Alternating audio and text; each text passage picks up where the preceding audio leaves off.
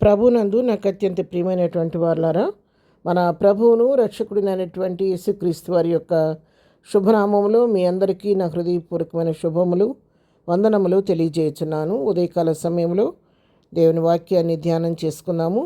ఈరోజు వాక్య ధ్యానము కొరకు మనం తీసుకున్నటువంటి లేఖన భాగము యోహాను రాసిన మొదటి పత్రిక 2వ అధ్యాయము 15వ వచనం చదువుకుందాం.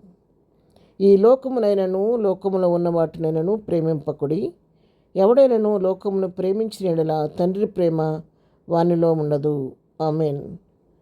దేవుని నామమునకు మహిమ కలుగును గాక. ప్రియులారా, ఇక్కడ యోహాను భక్తుడు తెలియచేస్తున్నటువంటి శ్రేష్టమైనటువంటి మాటలు.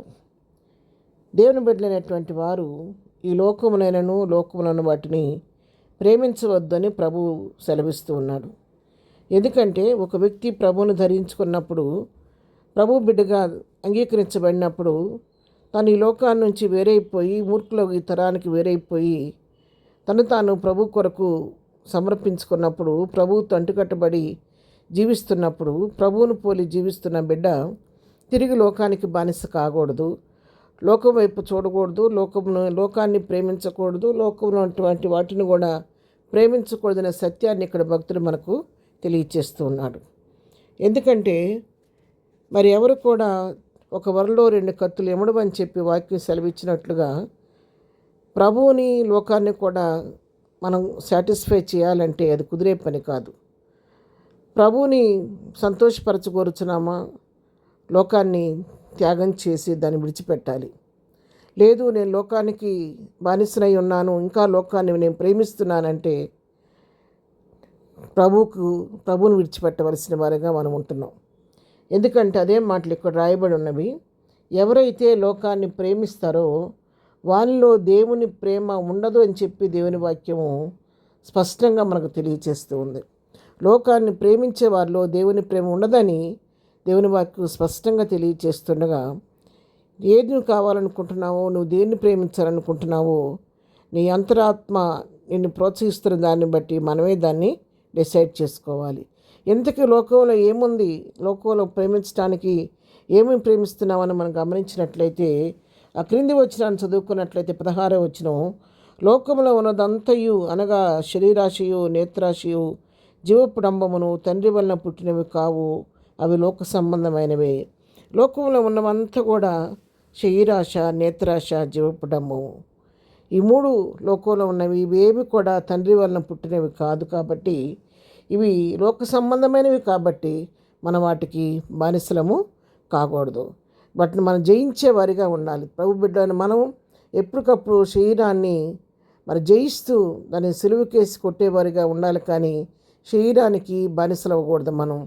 మనం ఎందుకంటే మనం విలువపెట్టి కొనబడిన వారము, మన దేవుని సొత్తు. కాబట్టి మనంగా మన అవయవాలను శరీరాశలకు ఉపయోగించకూడదు. కానీ ప్రభువుకు ప్రీతికరమైన బిడ్డలుగా పరిశుద్ధంగా పవిత్రంగా జీవించవలసినటువంటి బాధ్యత ప్రభు మన పైన ఉంచి ఉన్నాడు. కాబట్టి మనల్ని మనం ఎప్పటికప్పుడు పరీక్షించుకుంటూ పరిశుద్ధంగా కాపాడుకోవాలి.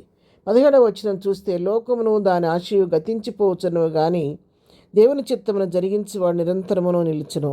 ఎవరైతే ఈ లోకాన్ని, లోకాశలను ప్రేమిస్తారో వారిలో తండ్రి ప్రేమ నిలిచి ఉండదు. కానీ ఎవరైతే ఈ లోకాన్ని, లోకంలోని వాటిని జయించి ప్రభు కొరకు జీవిస్తారో, ప్రభు చిత్త ప్రకారం జీవిస్తుంటారో వారు నిరంతరం నిలిచి ఉంటారని చెప్పి దేవుని వాక్యం ఇక్కడ మనకు సెలవిస్తూ ఉంది.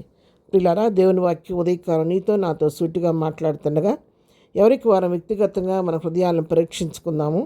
మనం దేనిని ప్రేమించేవారిగా ఉన్నాము? లోకాన్ని ప్రేమించేవారిగా ఉన్నామా, దేవుని ప్రేమించేవారిగా ఉన్నామా అనేది ఒక్కసారి మనం పరీక్షించుకొని, ఒకవేళ ఇంకా లోకం మనలో పనిచేస్తూ ఉంటే ఇప్పుడే ప్రభు దగ్గర తీర్మానం చేసుకొని లోకాన్ని, లోకాశల్ని విడిచిపెట్టి ప్రభువుని ప్రేమిస్తూ దేవుని చిత్తానుసారంగా జీవిస్తూ నిరంతరం జీవించడానికి ప్రభు వచ్చినప్పుడు ఎత్తబడే గుంపులో ఉండటానికి ప్రయాసపడదాము.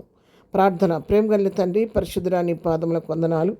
ఉదయకాలం మాకు ఇచ్చిన శ్రేష్టమైన వాక్య భాగాన్ని బట్టి నీకు వందనాలు నాయన. దేవానికి స్తుతులు స్తోత్రాలు చెల్లించుకుంటున్నాము నాయన. తామర పుష్పం నీటిలో ఉంటుంది, కానీ నీటిని తనలోకి రానివ్వకుండా తను ఎంతో జాగ్రత్త చేసుకుంటూ ఉంటుంది. ఆ విధంగా నీ బిడ్డలమైన మేము ఈ లోకంలో జీవిస్తున్నప్పటికీ ఈ లోకంలో కానీ లోకంలోని వాటిని కానీ మేము ప్రేమించకుండా, ఈ లోకాన్ని మాలోకి రానివ్వకుండా మేము జాగ్రత్తగా మమ్మల్ని మేము కాపాడుకుంటూ పరిశుద్ధపరచుకుంటూ నిన్ను పోలి ఈ లోకంలో జీవించే కృప మాకందరికీ దయచేయండి.